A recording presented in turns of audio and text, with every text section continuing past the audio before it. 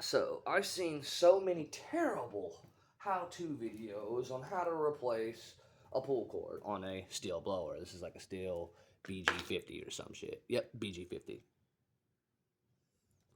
So, right now, I have the old cord cut off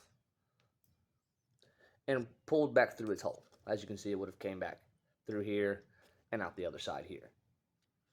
So instead, because I see guys, they're flipping it over his thing counterclockwise to keep it from holding, to keep it in place, so that way when they let it go, it'll fling the tension back in it. No. So, you use the paw, and where the string enters.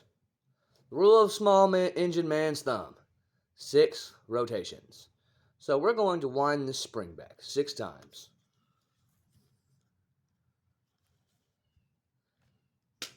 Try to keep it on camera for you here. Got 1. And this is why you want to pull that string back through there, so that way you're not constantly fighting the tension of the spring. I mean, of the string, not spring. 2.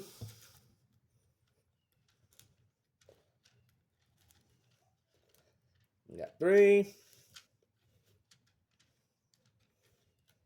4. 5. Mind you, tension's starting to get tough to fight here. And 6. Okay, now, normally what I do is I take the string as I'm doing it and keep it from winding around like that. But I was in a hurry trying to show y'all how to wind this thing up.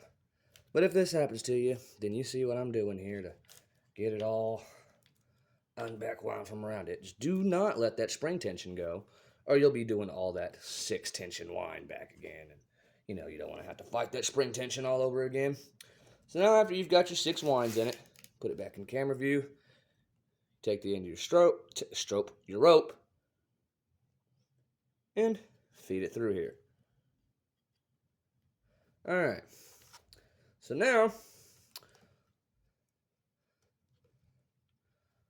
rope is through, it's at tension. Here's your tricky part. You gotta get this, and you don't have to put a ridiculously great knot in it, just enough to get your handle on the end of it.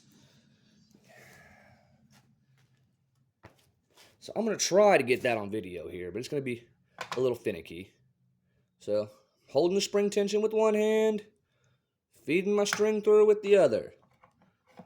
Now once you've got that, you take that, get you a little loop going on it.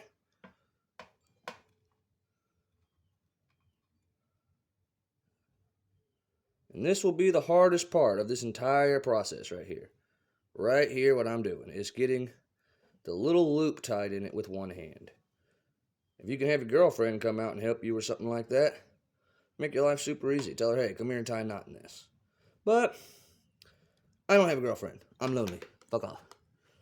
Alright, so I got it. What I ended up doing is once I got it cinched, I grabbed it and put it into my teeth and then pulled it tight with my teeth. And it's not ridiculously tight or anything, just enough to where my handle will stay on. So now we're going to get the magic on camera. You take this now and just let it go. Oh, it's sorcery. Oh my goodness. And look at that. Small engines, man's rule of thumb, 6 turns. Never fails. All these guys making it way too difficult. I mean, I'm not good at making how-to videos, so I don't make videos on YouTube and stuff, but when I saw all the terrible videos as how the people were doing this and flipping it over the spring here counterclockwise and all this bullshit to keep this from turning, I'm just like, huh, why would you do that? Pull it back 6 times, hold the tension, run the rope through, put your handle on it, let the tension go, be done with it. There you go.